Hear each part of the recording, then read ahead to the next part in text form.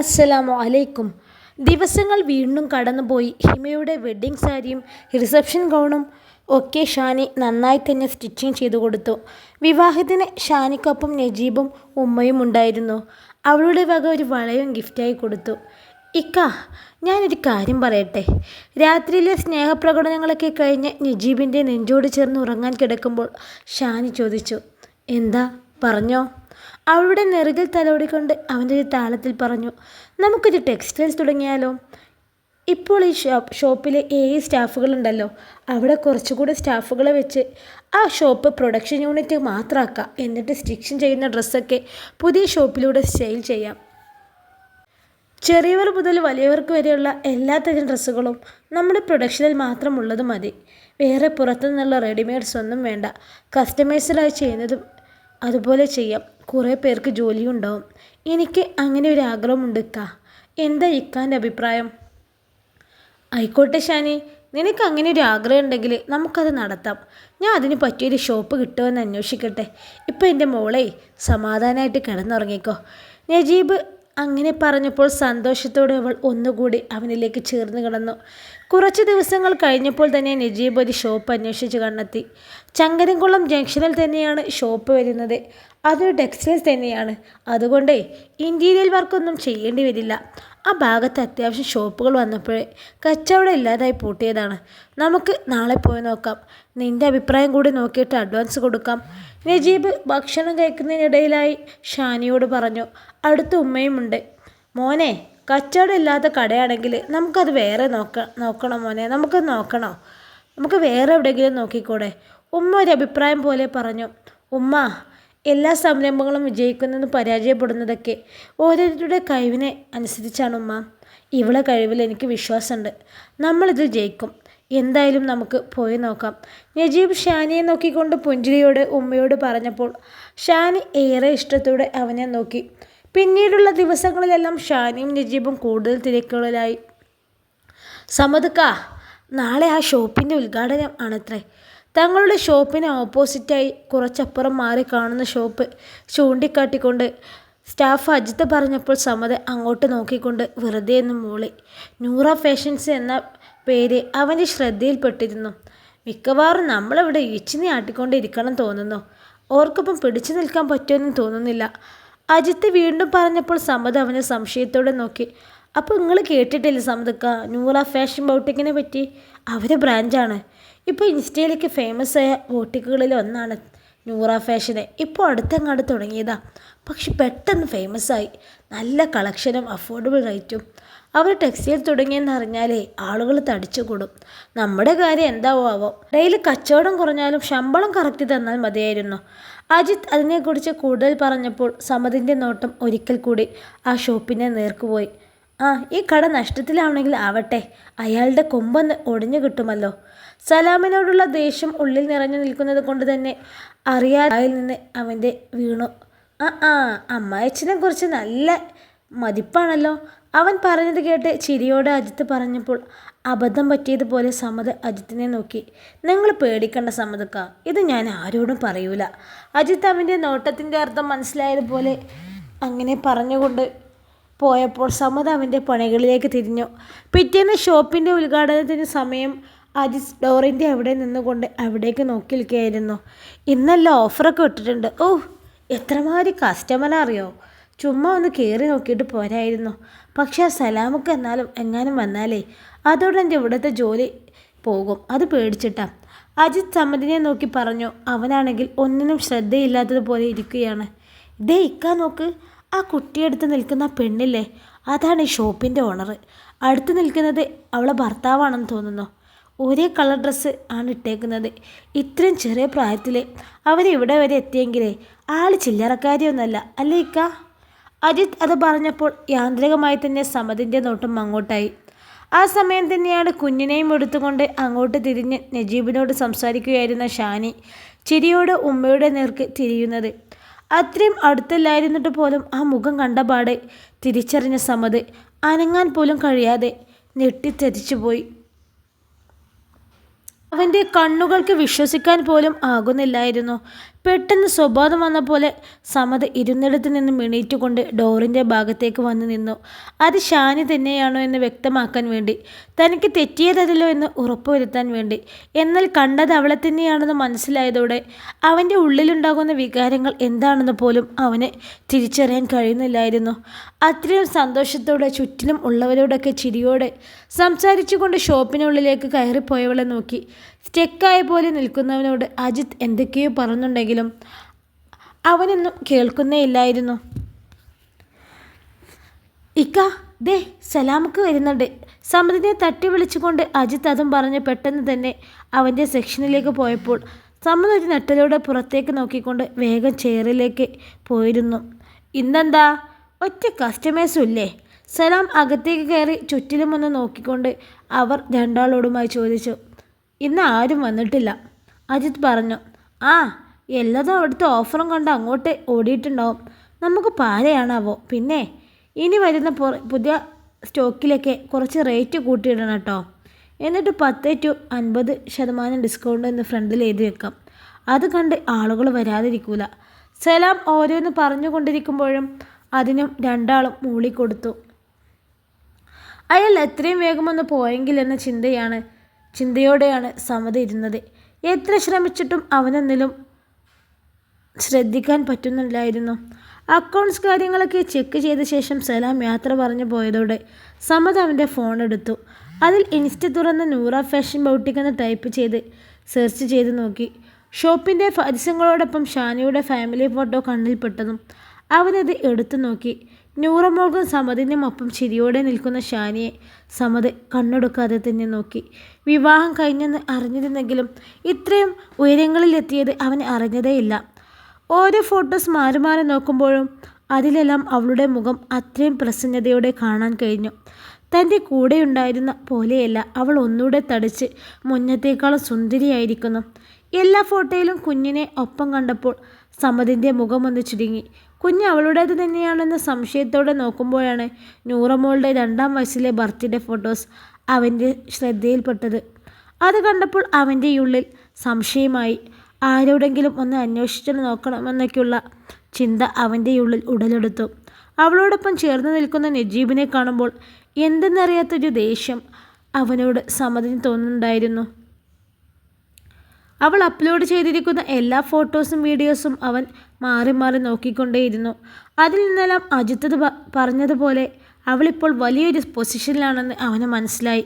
കൈവിട്ട് കളഞ്ഞ സൗഭാഗ്യത്തെക്കുറിച്ച് അവൻ്റെ ഉള്ളം നീറുന്നുണ്ടായിരുന്നു ഓർത്ത്. ആരുടെയൊക്കെയോ അവന് ദേഷ്യം തോന്നുന്നുണ്ടായിരുന്നു. ഷോപ്പിലിരുന്ന് സ്വസ്ഥത കിട്ടാതായപ്പോൾ സലാമിനെ വിളിച്ച് തലവേദനയാണെന്നും പറഞ്ഞ് ലീവെടുത്ത് സമത നേരെ പോയത് ഷാനിയെക്കുറിച്ച് അന്വേഷിക്കാനാണ്. അറിയാവുന്ന കുറച്ച് പരിചയക്കാരിലൂടെ നജീബിൻ്റെ ആദ്യ ഭാര്യയിലുള്ള കുഞ്ഞാണെന്നും അതൊന്നും ആദ്യ ഭാര്യ ഓടിപ്പോയതാണെന്നും ഷാനിയെ നജീബ് വിവാഹം കഴിച്ച ശേഷമാണ് അവൾ ഈ നിലയിലെത്തിയതെന്നും നജീബ് ഒരു ബിസിനസ് നടത്തുകയാണെന്നൊക്കെ അവനറിഞ്ഞു. തൻ്റെ ജീവിതത്തിൽ നിന്നും പോയ ശേഷം അവളിപ്പോൾ നിൽക്കുന്നത് എത്ര ഉയരങ്ങളിലാണെന്ന് തിരിച്ചറിഞ്ഞതും മനസ്സിന് സമാധാനം കിട്ടാതെ ആയപ്പോൾ അവൻ നേരെ ബാറിലേക്ക് പോയി. എത്ര കുടിച്ചിട്ടും അവൻ്റെ ഉള്ളിലെ അസ്വസ്ഥത മാറുന്നുണ്ടായിരുന്നില്ല. എന്താ മോനെ ഈ നേരത്തെ? പതിവില്ലാത്ത നേരത്തെ വീട്ടിലെത്തിയ സമതിനെ കണ്ട് വെപ്രാളത്തോടെ അവൻ്റെ അരികിലേക്ക് വന്ന് സെക്കീന ചോദിച്ചു. അവൻ്റെ കണ്ണുകൾ ദേഷ്യത്തോടെ അവർക്ക് നേരെ നീണ്ടു. നീ കുടിച്ചിട്ടുണ്ടോടാ? അന്നത്തെ പ്രശ്നത്തിന് ശേഷം കുടി നിർത്തിയ സമത് പതിവില്ലാത്ത നേരത്ത് കുടിച്ചിട്ട് വന്നതും ഇനി അതിനെ ചൊല്ലി വല്ല വഴക്കമുണ്ടാകുമെന്ന പേടിയുമൊക്കെ കൂടെയായപ്പോൾ സെക്കീനയുടെ ഉള്ളിൽ ആദിയായി. അതിനേക്കാൾ ഉപരി തൻ്റെ നേർക്ക് വരുന്ന അവൻ്റെ രൂക്ഷമായ നോട്ടം അവർക്കൊന്നും മനസ്സിലാവുന്നുണ്ടായിരുന്നില്ല. കുടിച്ചിട്ടുണ്ട്, കുറച്ചൊന്നുമില്ല, നന്നായി തന്നെ. എനിക്കൊന്നും മറക്കാൻ പറ്റുന്നില്ല. കണ്ട കാഴ്ച മനസ്സിൽ നിന്ന് പോകുന്നില്ല. ഈ എന്ത് കണ്ടെന്നാ പറയണേ? സെക്കീന അവൻ എന്തിനെ പറ്റിയാണ് പറയുന്നതെന്ന് മനസ്സിലാവാതെ ചോദിച്ചപ്പോൾ സമ്മത് ഫോൺ എടുത്തുകൊണ്ട് ഷാനിയുടെ ഇപ്പോഴത്തെ വളർച്ചയും അവൾ ഷോപ്പ് തുടങ്ങിയതും ഫാമിലി ഫോട്ടോയും ഒക്കെ കാണിച്ചു കൊടുത്തു. എല്ലാം കണ്ടു കഴിഞ്ഞപ്പോൾ ഞെട്ടലോടെ അവൾ സമതിനെ നോക്കി. ശരിക്കും അവൾ നമ്മളോട് എന്ത് തെറ്റാ ചെയ്തേ? നിങ്ങൾക്ക് പൈസയോടുള്ള ആർത്തി കാരണല്ലേ അവളെ എനിക്ക് നഷ്ടപ്പെട്ടത്? എന്നിട്ട് നിങ്ങളെന്ത് നേടി? ഇട്ടുമൂടാൻ സ്വത്തുള്ള ഒരുത്തിയെ കെട്ടി എന്നുള്ളിച്ച് കൊടുന്നില്ലേ? അവളെ കൊണ്ട് എന്ത് ഗുണമുണ്ടായി? ഞാനും നിങ്ങളും അവളുടെയും അവളുടെ തന്തയുടെയും അടിമവേല ചെയ്യേണ്ടി വന്നില്ലേ? ഒരു ഭാര്യ എന്ന നിലയിൽ അവളെ കൊണ്ട് എനിക്കൊരു ഗുണമില്ല. നിങ്ങൾക്ക് മരുമകൾ എന്ന നിലയിൽ വല്ല ഗുണമുണ്ടായോ? ഒന്നും ഉണ്ടാവില്ല. നമ്മൾ ഒരിക്കലും ഗതി പിടിക്കൂല. ഒക്കെ അവളുടെ ശാപാണ്. ഈ വീട്ടിലെയും നിങ്ങളെയും എൻ്റെയും എല്ലാ കാര്യങ്ങളും അവൾ ചെയ്തു തന്നില്ലേ? എന്നിട്ടും അവൾക്ക് ഉപദ്രവം മാത്രമല്ലേ നമ്മൾ ചെയ്തുള്ളൂ. നിങ്ങളെ വാക്കും കേട്ട് ഞാൻ അവളെ തല്ലിയില്ലേ? എല്ലാം നിങ്ങൾ കാരണമാണ്. നിങ്ങൾ പറഞ്ഞത് കേൾക്കാതിരുന്നെങ്കിൽ എനിക്കിപ്പോൾ ഓളോടൊപ്പം സമാധാനത്തോടെ ജീവിക്കായിരുന്നു. മോനെ, ഞാൻ അവനിൽ നിന്ന് വരുന്ന വാക്കുകൾ കേൾക്കെ ഹൃദയം തകർന്ന വേദനയോടെ സെക്കീനയുടെ കണ്ണുകൾ നിറഞ്ഞൊഴുകി. മിണ്ടരുത് നിങ്ങളിനി ഒന്നും മിണ്ടണ്ട. ശരിക്കും പറഞ്ഞാൽ ഓള് രക്ഷപ്പെട്ടു. നല്ലൊരാണിൻ്റെ കയ്യിൽ കിട്ടിയപ്പോൾ അവനവളെ വളർത്തി. നഷ്ടവും കഷ്ടവുമൊക്കെ നമുക്ക് മാത്രമേ ഉണ്ടായിരുന്നുള്ളൂ. ഫിദ എന്ന് നമ്മുടെ ജീവിതത്തിലേക്ക് വന്നോ അന്ന് മുതൽ നമ്മൾ കഷ്ടകാലം തുടങ്ങി. ഇവിടുത്തെ പെമ്മക്കൾ പോലും ഇങ്ങോട്ട് തിരിഞ്ഞു നോക്കാതായില്ലേ? അല്ല, ആ കാര്യത്തിൽ ഫിദയെ മാത്രം കുറ്റം പറയാൻ പറ്റില്ല. നിങ്ങളെ പെമ്മക്കൾക്ക് നിങ്ങളെപ്പോലെ തന്നെ പണത്തിനോട് ആർത്തിയാണ്. ഇനി ഇവിടെ നിന്ന് ഒന്നും കിട്ടാനില്ല എന്ന് കണ്ടപ്പോൾ അവരും ഇങ്ങോട്ടുള്ള വരവ് നിർത്തിയെന്ന് പറയുന്നതാവും ശരി. എൻ്റെ കയ്യിൽ കാശുണ്ടായിരുന്ന സമയത്ത് എന്നിൽ നിന്നും വാങ്ങിച്ചെടുക്കാനും എന്നെക്കൊണ്ട് കൊടുപ്പിക്കാനും അവർക്കും നിങ്ങൾക്കും നല്ല മിടുക്കല്ലായിരുന്നോ? എനിക്കൊരാവശ്യം വന്നപ്പോൾ സഹായിക്കാനും തിരിഞ്ഞു നോക്കാനും ആരുമില്ലാതായി. എല്ലാം കൊണ്ട് ഞാൻ തോറ്റുപോയി ഞാൻ. കലങ്ങിയ കണ്ണുകൾ തുടച്ചുകൊണ്ട് കൊയഞ്ഞാടിക്കൊണ്ടവൻ റൂമിലേക്ക് പോകുമ്പോൾ സെക്കീന പൊട്ടിക്കരഞ്ഞുകൊണ്ട് സോഫയിലേക്കിരുന്നു. അവൻ പറഞ്ഞ ഓരോ കാര്യങ്ങളും അവരുടെ ചെവിയിൽ മുഴങ്ങിക്കൊണ്ടേയിരുന്നു. റൂമിൻ്റെ വാതിൽക്കലെത്തിയ സമദ് അകത്തു നിന്നുള്ള സംസാരം കേട്ട് ഒരു നിമിഷം അവിടെ തന്നെ നിന്നു.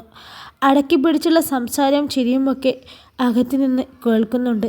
ഒപ്പം ഒരു ആണിൻ്റെ ശബ്ദവും. അവൻ പതിയെ ഡോറിൻ്റെ ഹാൻഡിൽ പിടിച്ച് തിരിച്ചതും വാതിൽ തുറന്നു. അവൻ അകത്തേക്ക് കയറിയതും വീഡിയോ കോൾ വഴി ഒരുത്തനോട് സംസാരിച്ചിരിക്കുകയെന്ന ഫിദ അവനെ സ്ക്രീനിൽ കണ്ട് നെറ്റിലൂടെ പെട്ടെന്ന് കോൾ കട്ടാക്കി വെപ്രാളത്തോടെ എണീറ്റു. അവൻ ഇന്നേരം ഷോപ്പിലാണെന്നുള്ളത് കൊണ്ടും സെക്കീന അവളെ അന്വേഷിച്ച് മുകളിലേക്ക് വരില്ല എന്ന ഉറപ്പ് കൊണ്ടും അന്നേരമാണ് അവൾ വീഡിയോ കോൾ വിളിക്കാറ്. എങ്കിലും വാതിൽ ലോക്ക് ചെയ്യാറുണ്ട്. പക്ഷേ ഇപ്പോൾ അത് മറന്നുപോയിരുന്നു. ആരാടി ഫോണിൽ കണ്ടവൻ? അത്രയും ദേഷ്യം നിറഞ്ഞ ഭാവത്തോടെയാണ് അവൻ്റെ ചോദ്യം. ആഹോ, നിങ്ങൾ പിന്നെയും കുടിക്കാൻ തുടങ്ങിയോ? നിങ്ങളോട് ഞാൻ പറഞ്ഞിട്ടില്ലേ കള്ളും കുടിച്ച് റൂമിലേക്ക് വരാൻ പാടില്ലാന്ന്? കള്ളം മറക്കാനെന്നോണം അവൾ വിഷയം മാറ്റി. പറയടി, ഞാൻ ചോദിച്ചതിന് മറുപടി പറയടി.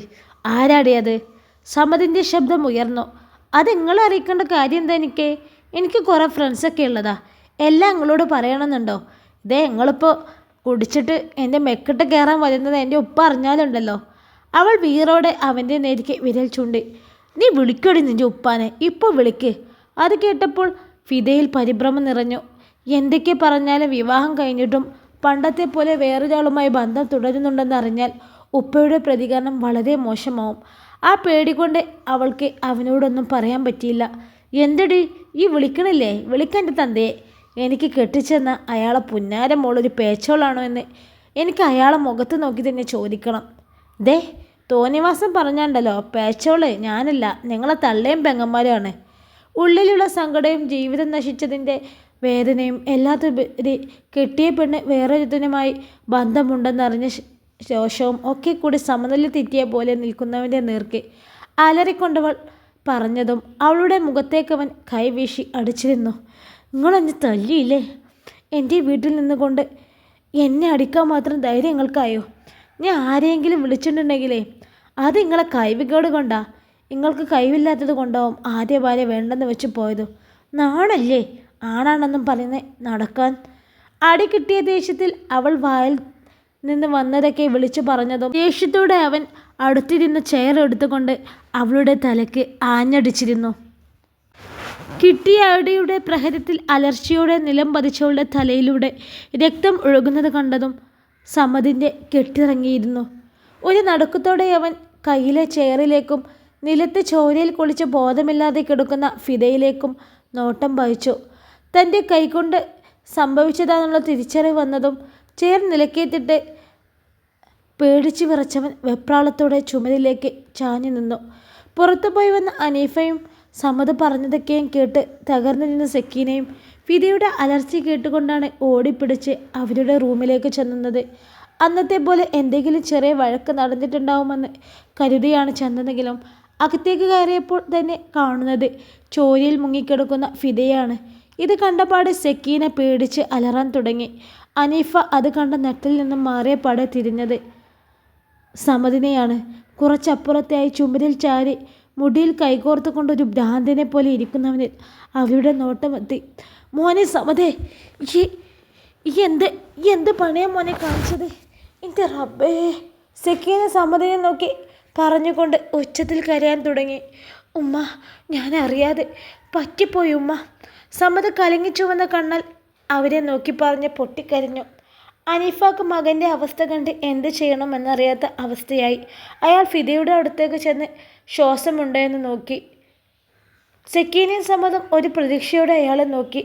എന്നാൽ സെക്കീനാനെ നോക്കി അയാൾ വിലങ്ങനെ തല ചലിപ്പിച്ചതും അവരുടെ കരച്ചിൽ ഒന്നുകൂടി ഉച്ചത്തിലായി.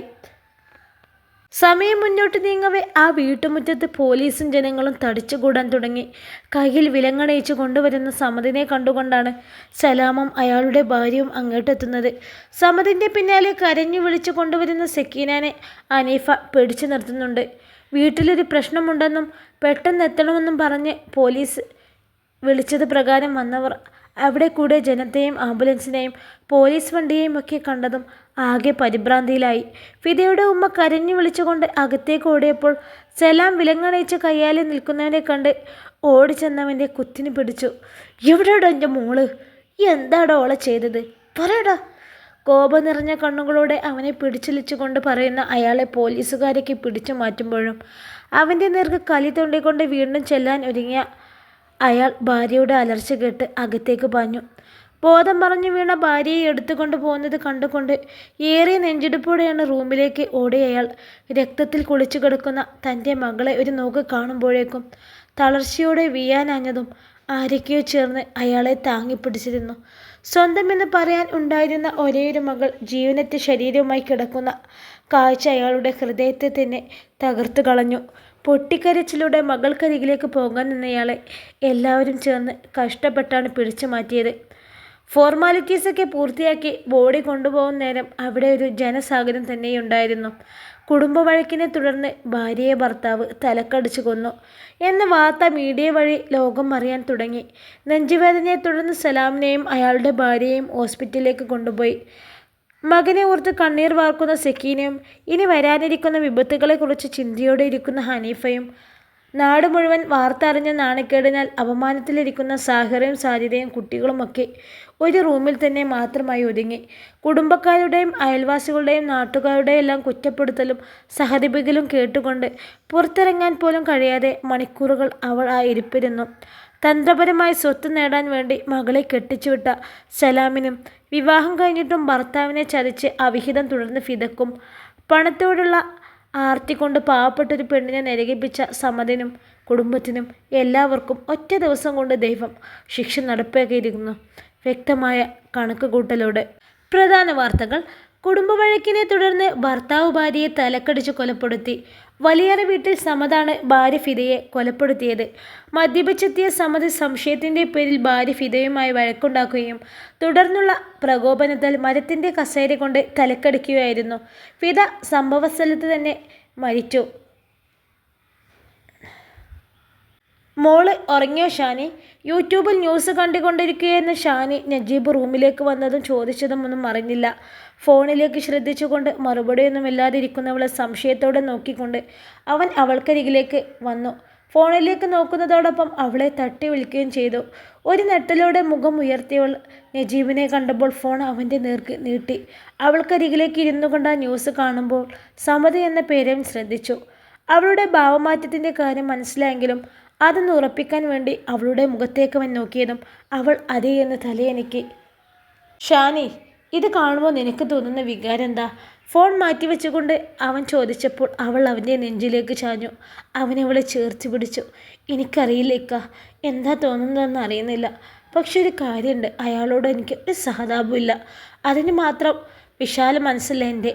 കാരണം 2-3 വർഷത്തിനുള്ളിൽ ഞാനൊരു ആയുസ്സിൽ അനുഭവിക്കാനുള്ളത് അനുഭവിച്ചിട്ടുണ്ട് എന്ന് കരുതി അതിനുള്ളത് അയാൾക്കിപ്പോൾ കിട്ടിയെന്നോർത്ത് സന്തോഷം തോന്നുന്നില്ല. അവളങ്ങനെ പറഞ്ഞപ്പോൾ അവനവളെ ഒന്നുകൂടെ നെഞ്ചിലേക്ക് ചേർത്ത് പിടിച്ചു. ഒരു കാര്യത്തിൽ എനിക്ക് അയാളോട് നന്ദിയുണ്ട് ഷാനി. ആളങ്ങനെയൊക്കെ ആയതുകൊണ്ടല്ലേ നിങ്ങൾ തമ്മിലുള്ള ബന്ധം പിരിഞ്ഞതും എനിക്ക് നിന്നെ കിട്ടിയതും. അല്ലെങ്കിൽ ഈ രണ്ടാം കെട്ടുകാരനും ഒരു കുട്ടിയുടെ ഉപ്പയുമായ എനിക്ക് നിന്നെ കെട്ടിച്ചു തരില്ലായിരുന്നല്ലോ. അവനത് പറഞ്ഞുകൊണ്ട് അവളുമായി ബെഡിലേക്ക് കിടന്നു. നമ്മളെ റബ്ബ് ആദ്യമേ ചേർത്ത് വെച്ചിരുന്നെങ്കിലോ അല്ലേ ഇക്ക? അവൻ്റെ നെഞ്ച് തലവെച്ച് കിടന്നുകൊണ്ടവൾ പറഞ്ഞു. ഓരോന്നിനും അതിൻ്റേതായ സമയമുണ്ട് മോളെ. ഒരുപാട് സങ്കടം അനുഭവിച്ചവർക്ക് അതിനിരട്ടി സന്തോഷവും പടച്ചോനെ വിധിച്ചിട്ടുണ്ടാവും. അതുപോലെ ഒരുപാട് ദ്രോഹം ചെയ്തവർക്ക് അതിനുള്ള തിരിച്ചടിയും കൊടുക്കും. അതിനൊരു ഉദാഹരണം ഇപ്പോൾ തന്നെ നീ കണ്ടില്ലേ? അങ്ങനെയാണെങ്കിൽ നൂറമ്മോളുടെ ഉമ്മാക്ക് പടച്ചോൻ വിധിച്ച വിധി എന്താവും മിക്ക? ഇൻഷാ അല്ലാ ഈ കഥയുടെ ബാക്കി ഭാഗവുമായി നാളെ കാണാം. അസ്സലാമു അലൈക്കും. എല്ലാവരും ലൈക്കും കമൻറ്റൊക്കെ ചെയ്യണേ.